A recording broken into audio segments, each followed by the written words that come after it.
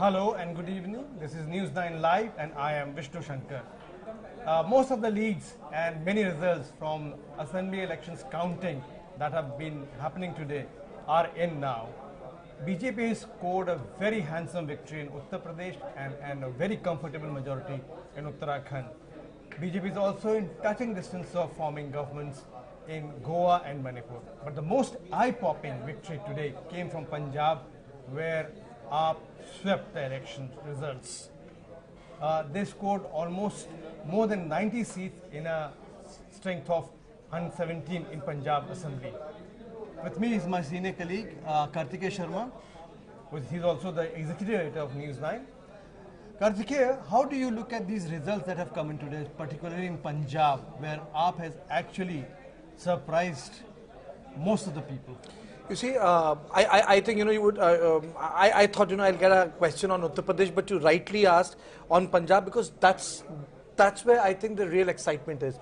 If you look at this map of Punjab, now this map of Punjab is very, very important because what it shows us is that in this map of Punjab, the Malwa has been swept by Aam Aadmi Party. Not only Malwa has been swept, you see the parts of Doaba near the Manjha region have also been swept. The only, I would say, the fight which the Congress or the BJP has given is in the Doaba and in the Manjha. So the whole Dalit belt has swept, which means that the Channi's Dalit CM card failed. Channi was a leader, belonged to the Dalit caste, but he was not a Dalit leader one. Even if you look at the Amritsar constituency, Navjot Singh Sidhu, who was supposed to be the star campaigner, has lost. So Navjot Singh Sidhu lost. He has lost to Aam Aadmi Party. The Congress has only been able to win areas around Gurdaspur and Amritsar and some parts of Doaba. Yeah. So what has happened is that the Congress has not only allowed Aam Aadmi Party to have a permanent base in Delhi, but they have gifted a state. And in the Congress, if they lose to a regional party, then Congress never makes it back. Right. In the sense now, the Congress will have a tough time regaining Punjab from Aam Aadmi Party because Congress after losing an election never makes it back if it is with a regional setup. Right. Now, with this result, AAP has also emerged as a national alternative. Right. I'll ask you about that in a second. Let's, the thing to notice here is that many established leaders have lost and lost definitively. Amarinder Singh has lost, both the Badals, the father and the son have lost. Sukhbir Singh Badal's brother-in-law, Vikramjit Majithia has lost. So there is a sea change in the establishment politicians. What does it tell you that? It tells us that the electorate of Punjab has lock, stock and barrel shifted to Aam Aadmi Party. If you look at the election results, these are not powerful candidates. Someone is a mechanic of mobile phones. Yes. Someone is a seva worker. Right. Someone has been working in the sanitation department of the Punjab government. These are the people who have won elections. जिसे कहते हैं हिंदी में रसूखदार लोग नहीं हैं. These are not the people who have money. A very or influence. Or people with influence. These are not candidates with no political background who have won. They are typical Aam Aadmis. Typical Aam Aadmi. So it is very, very dangerous. I think it's almost a death knell for the Congress because this is what happened to the Congress in Delhi. People with diverse backgrounds won. People voted for AAP as an idea.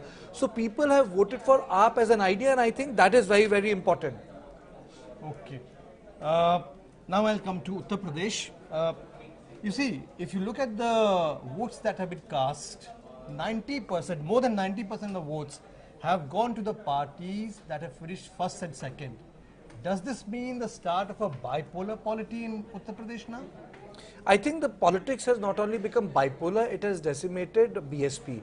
BSP with 13% vote has got 1 seat, Congress with 2% has got 2 seats, and BSP is basic Jata plus non-Jata vote has withered away and gone to Bharatiya Janata Party. It has not shifted alliance to Samajwadi Party. So Samajwadi Party, which had roughly 27 or 29% of the vote when it came to power, which subsequently got reduced, it made a jump of 11% of votes, but it stopped at 32%. Bharatiya Janata Party has jumped from 39 to 42%. Yes. I would say that the Gujarat model is in play in Uttar Pradesh, whereby BJP has consolidated 40% of the vote. Now I think BJP is in for a long haul in Uttar Pradesh. BJP is not going. I'm not saying that the opposition politics has come to an end in UP, but there's a 40% consolidation of vote for Bharatiya Janata Party, and I think it will be very difficult, very, very difficult for any regional party to break unless and until BJP defeats itself. Okay. You see, Akhilesh Yadav of Samajwadi Party very cleverly cobbled together an alliance of minor parties with Samajwadi Party plus the Muslim vote bank that was wedded to Samajwadi Party this time because they thought they had a good chance at victory. Did the allies that Akhilesh so assiduously cultivated work for him? No, absolutely not. In fact, Akhilesh made a very poor choice. The seats which he gave to his alliance partners, which were around 60 seats, they have lost it. Actually, the small parties or his alliances with the small parties is akin to what happened with Tejasvi. Tejasvi did well and Congress did very badly. Yes. So he has imported leaders thinking that, he's importing the votes of their caste. Leaders came, they all lost. The caste brethren never voted for a Samajwadi Party. I think there is a fundamental issue with this idea of a Muslim Yadav alliance.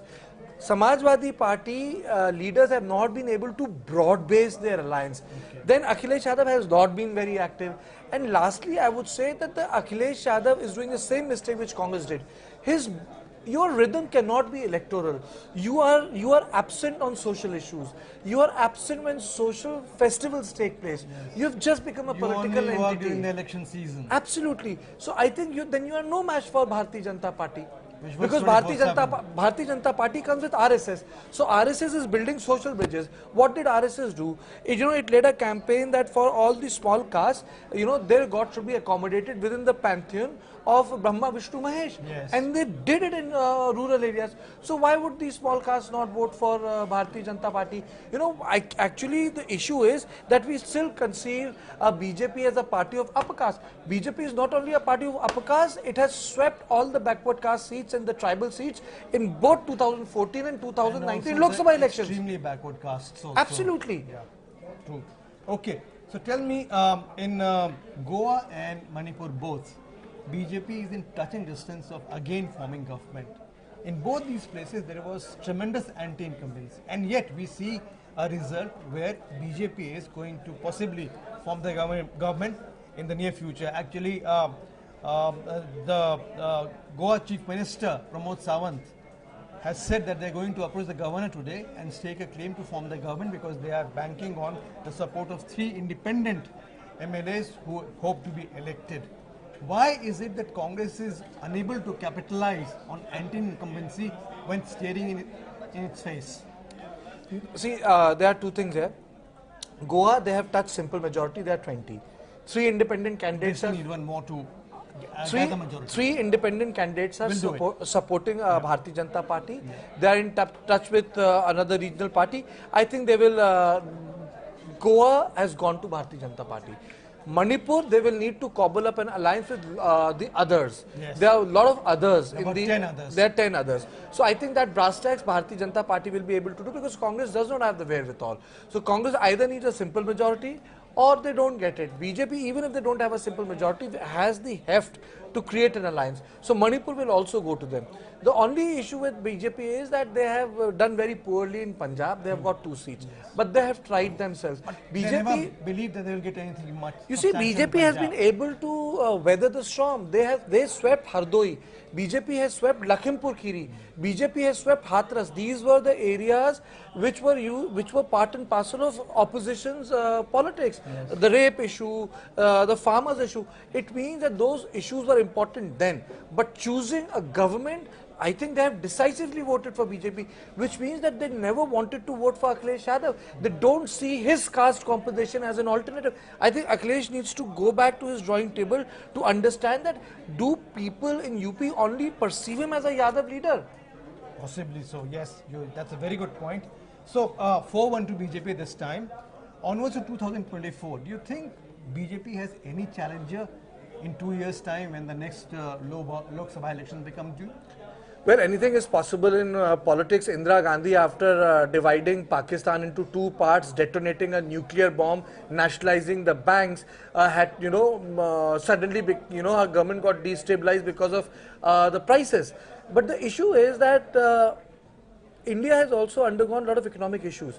But there is there is something which BJP Modi has been able to master. I think BJP minus Modi will be in a very problematic space. Modi has been able to master the politics of Vishwas ki Rajniti. People feel that Modi always acts in good faith. So when I talk about 2024, I'm talking of Modi leading the charge for BJP. I think Modi has no one who can challenge him for simple reason. There is no former prime ministerial candidate, one. Secondly, there is no chief minister who is as powerful as Modi. One chief minister has emerged, but I think he'll require time, and his name is Arvind Kejriwal. Congress will not allow Arvind Kejriwal to become a candidate of consensus. Mamata Banerjee? I don't think Mamata Banerjee has political wherewithal, and whatever ambition she had has been watered down in Goa and in the present results of Uttar Pradesh for one simple reason. Mamata Banerjee can have a choice. Either she can decide to govern her state quietly, be a prominent national leader which could hold on state politics, or she can end up fighting Prime Minister Modi for Adams and not able to administer the state. What did Arvind Kejriwal do? Arvind Kejriwal was fighting with Narendra Modi throughout, but then he shifted gears. Before the elections, he said, I am going to be the Chief Minister of Governance. Arvind Kejriwal started saying, thank you, Hanumanji. You had national flags flying all over Delhi. You had chapters of nationalism in the curriculum. And suddenly the tone and tenor of Arvind Kejriwal changed. Why? Because he understood that the Nehruvian consensus has collapsed in this country. The politics of Hindutva is at the center. Nehruvian consensus socially is at the periphery. And if you want to do mainstream politics, you have to be in the parameter of the Hindutva politics. The Congress feels that, they can do otherwise. You can only do otherwise if you have a leader who people believe in. And I think the biggest problem of the Congress party today, and I don't hesitate to say this, is that the problem of the Congress party is not Bharatiya Janata Party or Narendra Modi. The problem for the Congress party is the Gandhis. Gandhis are the burden. So my last question to you, do you think there's going to be a severe reaction in Congress now, going forward, based on this result? I highly doubt it. There can be a reaction, but which political party allows a leader to lose so many elections? Rahul Gandhi lost 2014 elections. Rahul Gandhi lost 2019 elections. In last 2 years, he has lost 10 state elections. Any other country with parliamentary democracy, with liberal credential, would have changed the leaders. Rahul Gandhi is a dynast, and he knows it. Rahul Gandhi cannot say that, I have won 4 elections, so be respectful towards me. Because the whole issue is that the Congress party, the present Congress party we confuse it with the Congress party of Mahatma Gandhi. This is not the Congress party of Mahatma Gandhi. This is not the Congress party of Jawaharlal Nehru. This is the Congress party which Indira Gandhi made for herself. This Congress party was split in 1967, which was called Congress R. Then this Congress party was again split in 1978, and it was called Congress I. Then it became the Congress party. This is the party of Rahul Gandhi's grandmother. So I think he's not going to let go of the Congress. If they're not going to let go of the Congress, people will not vote Congress to power because they don't see a potential in him. Our politics is different than the politics of UK and France. We need to have a strong leader, and Rahul Gandhi is neither behaving like a strong or an effective or an ever-present leader. Okay. Thank you, Karthikeya, for all your views. That will be all in this session of the special program. Stay tuned to News9 Live for all the latest news. Thank you for being with us right now. Bye now. Thank you, Vishnu.